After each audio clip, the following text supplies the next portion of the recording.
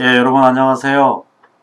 오늘도 이어서 바이블 스터디 계속해서 하도록 하겠습니다. 오늘은 제가 참 좋아하는 또 존경하는 위대한 왕 다윗의 이야기가 나옵니다. 오늘 바이블 스터디는 단일 왕국 시대인 사무엘 상하에 대해서 나누도록 하겠습니다. 사무엘 상하는 이스라엘의 초대 왕 사울과 2대 왕 다윗의 이야기입니다. 사울 왕과 다윗의 등장과 사울과 다윗의 갈등에 대한 이야기가 나와 있습니다. 우리는 지난주 마지막 사사인 사무엘을 통해 사울이 기름을 받고 이스라엘의 초대 왕이 된 부분을 배웠습니다. 하지만 사울은 처음에 가졌던 겸손을 잃어버리고 점점 하나님과 멀어지게 됩니다. 이에 하나님은 사울을 왕으로 세우신 것을 후회하셨습니다. 그리고 이스라엘의 2대 왕으로 다윗을 내정합니다. 다윗 왕은 왕이 될 것이라는 예언을 듣고 나서도 무려 13년간이나 말로 다 표현할 수 없는 고난의 시간을 보내야 했습니다. 하지만 그 과정을 통해서 그는 하나님 마음에 합한 왕이 되었습니다. 성경에 보면요, 무려 800번 이상 다윗이란 이름이 등장을 합니다. 그 정도로 하나님은 다윗 왕을 사랑하셨습니다. 어떻게 이렇게 하나님은 다윗을 사랑하셨는지 우리는 다윗의 인생을 통해서 많은 것을 깨닫게 될 텐데요. 이번 주와 다음 주에 두 차례에 걸쳐서 나누도록 하겠습니다. 이번 주는 다윗이 왕이 되기까지의 과정을 말씀드립니다. 먼저 하나님은 사무엘 선지자를 보내셔서 다윗에게 기름을 부으셨습니다. 사무엘은 이새의 집에 가서 아들들을 다 불러 모으라고 했습니다. 다윗의 형제들이 많았습니다. 다윗의 아버지 이새는 7명의 아들들만을 줄로 세웠습니다. 이새가 보기에는 막내였던 다윗은 왕이 될 사람이 아니었다라고 판단을 했던 것 같습니다. 이새는 아마 세속적인 기준으로 판단을 했고, 그렇지만 하나님은 마음의 중심을 보셨습니다. 다윗은 베들레헴에서 양을 치는 목동이었습니다. 베들레헴은 예루살렘의 서남쪽에 위치한 유다 광야에 있는 초라한 시골 동네입니다.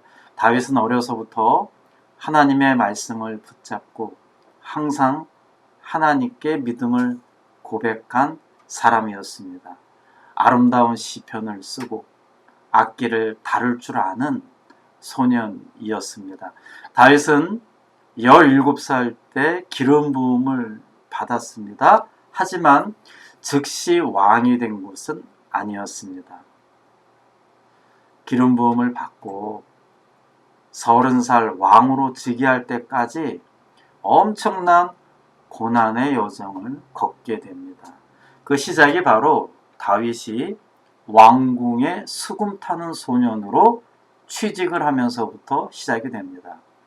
하나님의 말씀을 어겨서 하나님으로부터 왕위를 빼앗긴 뒤로 사울 왕의 마음에 악령이 역사하기 시작을 합니다. 악령이 임하기 때문에 정신이 나가고 소리를 지르고 미쳐서 날뛰기까지 합니다. 이때 이것을 가만히 보던 신하들이 왕이시여, 하프를 잘 타는 소년이 있습니다. 이 소년에게 왕의 옆에 두고 하프를 타게 하고 하나님의 찬양을 들으시면 마음이 안정이 될 거라고 이렇게 신하들이 왕에게 건의를 하죠.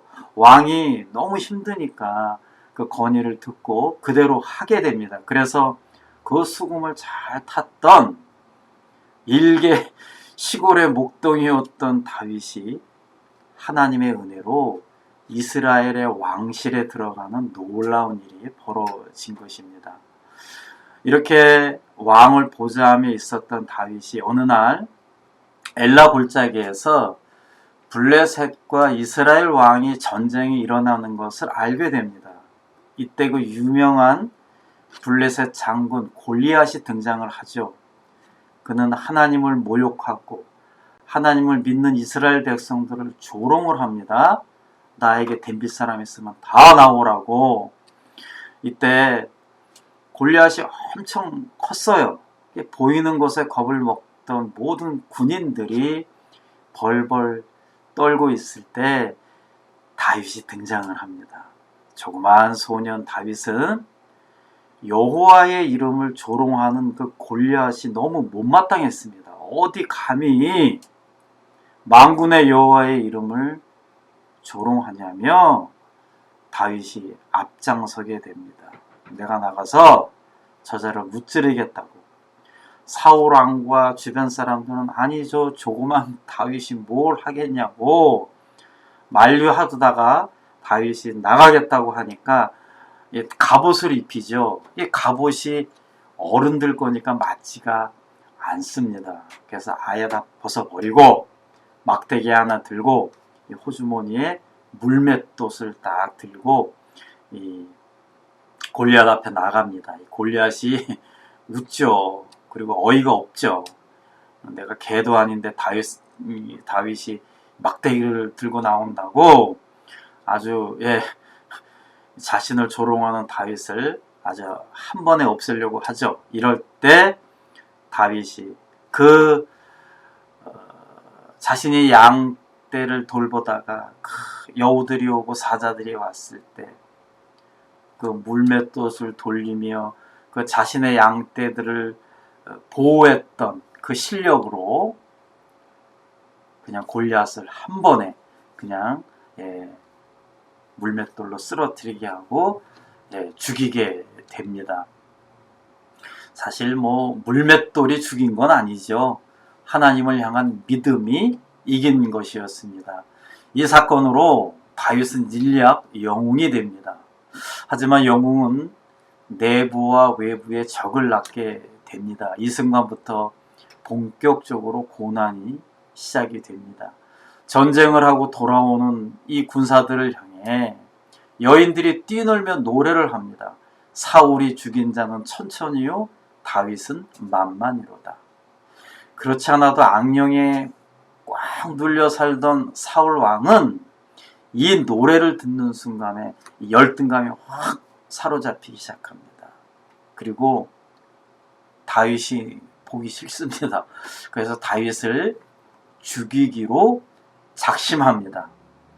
자신보다 더 나은 왕을 뽑겠다는 사울이 말한 자가 바로 이자구나 라는 것을 깨닫게 된 거예요.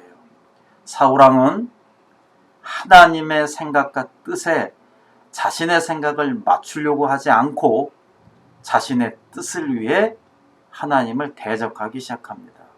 자, 그 뒤 사울 왕은 다윗을 죽이기 위해 온갖 박해를 당합니다.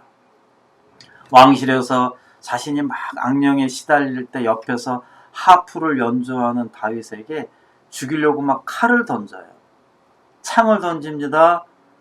다윗이 그 가까운 거리에서 이리 피하고 저리 피하고 살 수가 없는 거예요. 하나님의 은혜로 목숨을 부지하며 살아가는 것입니다. 사울왕이 느끼는 거예요. 아, 저 사람에게는, 저 다윗에게는 하나님이 보호해 주시는구나. 안 되겠다. 내 손으로는 안 되겠다 해서 다윗에게 너 저 블레셋에 가서 전쟁을 하라고 합니다. 그러면 너가 살아서 돌아오면 자신의 딸을 주겠다고, 사위를 삼겠다고 약속을 하죠. 다윗에게 내린 명령은 블레셋 사람의 양피 100개를 배우라는 것입니다. 양피라고 하는 것은 그 성인들이 할례를 받고 나면 그 성기에서 나오는 그 피부입니다. 그러니까 사람을 죽이고 100명의 양피를 가져오라는 거죠. 근데 다윗은 무려 200개를 가져옵니다. 결국 다윗은 이 하나님의 은혜로 이렇게 살아서 양피 200개를 가지고 왔을 때 사울은 이 다윗을 사위로 삼게 됩니다. 그런데 그 결혼하고 그 첫날 밤에 이렇게 지내려고 할 때 사울이 병사들을 신방에 보내죠. 이렇게 몰래 다윗을 죽이려고 했을 때 이것을 그 사울의 딸, 그러니까 다윗의 아내죠.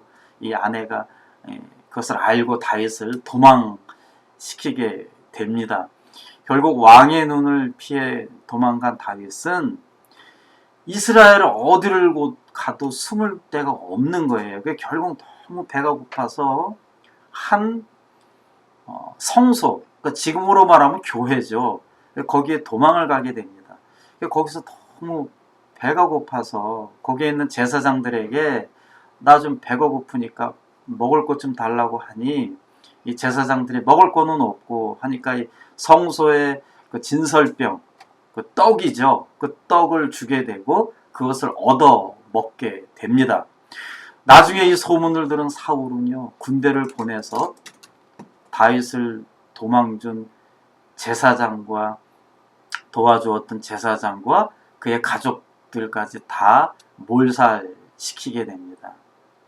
참, 이 사람의 열등감, 시기, 질투는 이렇게 무서운 것입니다. 이런 상황에 다윗은 정말 하루하루를 살아가는 것과 아침에 눈을 뜨는 것이 기적이었던 거예요.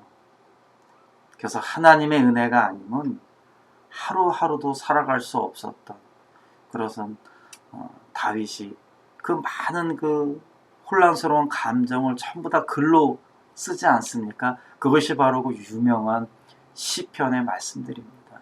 내가 사망의 음침한 골짜기를 다닐지라도 해를 두려워하지 않는 것은 주께서 나와 함께 하심이라. 동시에 하나님은 다윗을 철저하게 훈련시키게 되는 것입니다.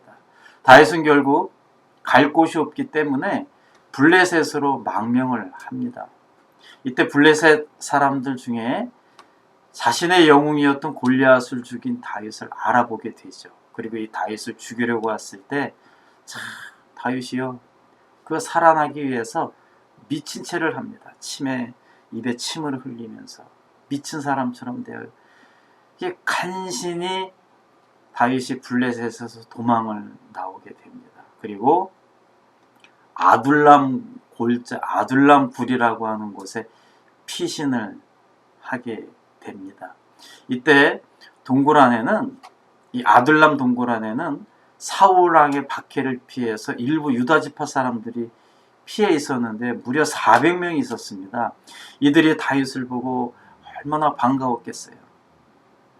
그래서 다윗을 지도자로 추대를 하게 됩니다. 다윗은 이들과 함께 사울 왕의 군사들을 피해서 이 동굴 저 동굴로 피해 다니다가 하루는 엔게디라고 하는 동물에 피하게 됩니다. 이때 마침 사울 왕이요, 용변을 보기 위해 동굴에 들어옵니다.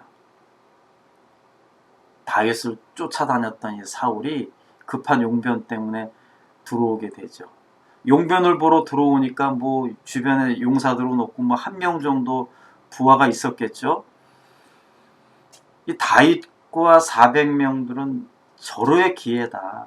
우리를 죽이려고 하는 저 사울을 죽이자라고 해서 죽이려고 했을 때 다윗은 절대 왕의 몸에 손을 대지 말라고 명령을 합니다. 단지 왕의 겉 옷자락만 칼로 베어서 나중에 내가 당신을 죽이었었지만 죽이지 않았다라고 하는 그런 어떤 증거물로 삼고자 이 옷자락만 살짝 베고 사울 왕을 그대로 내보냅니다. 이에 또다시 사울 왕을 죽일 수 있는 기회가 옵니다. 다윗이 10 황무지에 숨어 있을 때 사울 왕과 병사 3,000명도 10이라고 하는 지역의 광야에 진을 치고 있었습니다. 다윗은 아비새라고 하는 부하와 함께 사울 왕의 진중에 침입하죠. 잠자고 있었던 사울을 죽일 수 있었습니다.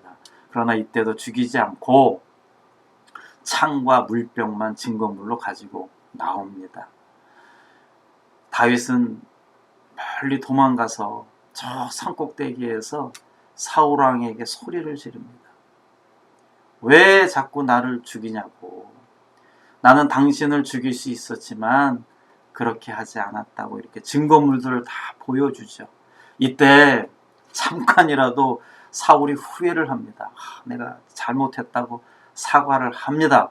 그러나 결국 다시 다윗을 죽이려고 합니다. 여기서 잠깐 이 다윗이 왜 사울 왕을 두 차례나 죽일 수 있었지만 살려주었거든요. 그 이유가 참 궁금합니다. 근데 첫째는요, 하나님이 기름 부어 세우신 지도자를 다윗은 자신의 손으로 죽이지 않는다는 것입니다. 하나님이 기름 부어 세우신 지도자는 하나님께 맡긴다라고 하는 것입니다. 목사가 잘해야겠죠.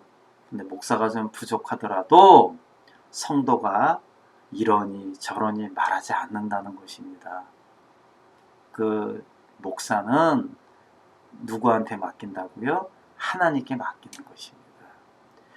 왜냐하면 내가 자꾸 비판하고 비난하고 잘못된 것을 지적하고 하면 결국 나까지 본인까지 죄를 짓게 되거든요.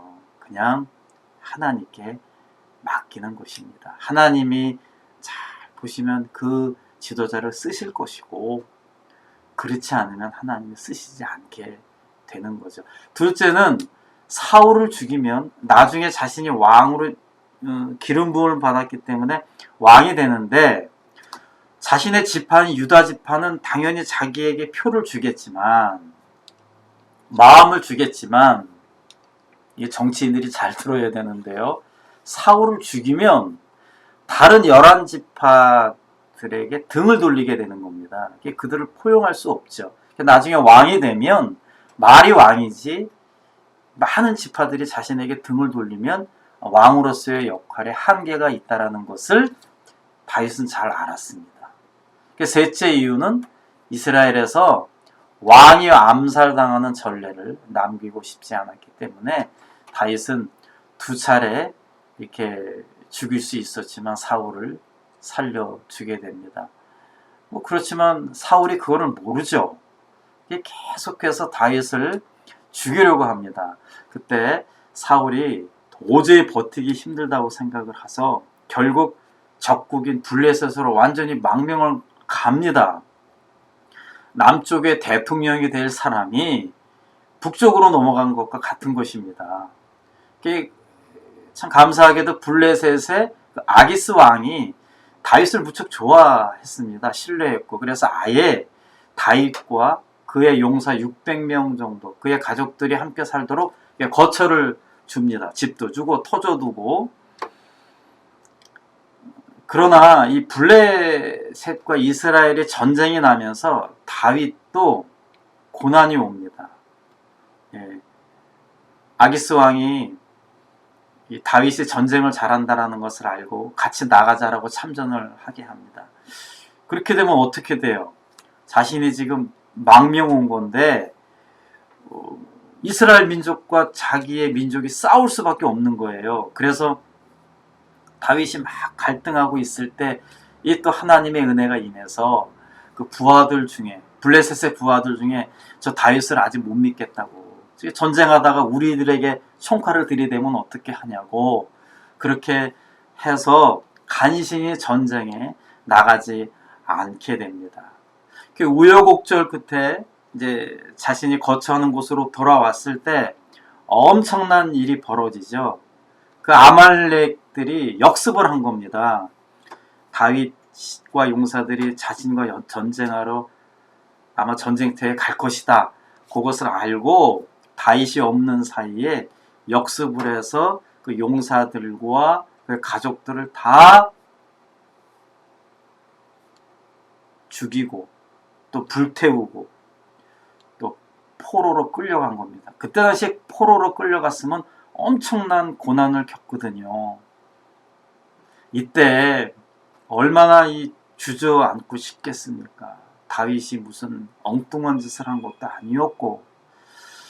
자, 이때 더 안타까운 것은 그 동굴에서 만나서 그렇게 지금까지 지내왔던, 목숨을 같이 했던 전우들, 그 용사들이 가족들이 다 죽고 포로로 끌려가니까 지도자 다윗 당신 때문에 이렇다라고 하면서 다윗을 죽이려고 합니다. 모든 탓을 지도자에게 넘기는 거죠. 참 이 사람의 본성을 알 수 있는데요. 참 이러니 우여곡절한 상황들이 여러분 다윗 1편부터 150편 중간에 다 이렇게 기록되어 있는 것입니다. 여러분들 마음이 답답하고요. 속상할 때가 있어요. 일이 잘 안 풀릴 때가 있습니다.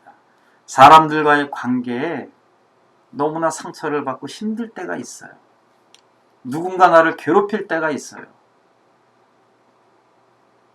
여러분들 이럴 때 시편을 보세요. 저는 시편을 봅니다. 그러면 그 지금의 내 마음을 그대로 다윗이 다 대변해 줍니다. 다윗의 인생이 그랬기 때문에 우리보다 더 몇 곱절 더 엄청난 고난을 겪었기 때문에 그것을 다 이렇게 기록해 놨던 것입니다. 위대한 왕 다윗은 저절로 된 게 아니었습니다. 하나님이 이렇게 고난을 통해서 역사하게 만들고 다윗을 진정한 왕이 되기까지 이렇게 하나님이 하나하나 만져놓으시고 만들어 놨던 것입니다. 쉽게 왕이 된 것이 아니었다라는 것입니다. 결국 그렇게 평생을 다윗을 죽이려고 했던 사울 왕은 그 블레셋과의 전쟁에서 끝내 목숨을 잃게 됩니다. 한 사람을 미워하고 열등감에 사로잡혀 평생의 에너지를 거기에 다 쏟았던 사울은 비참하게 인생을 마무리하게 됩니다.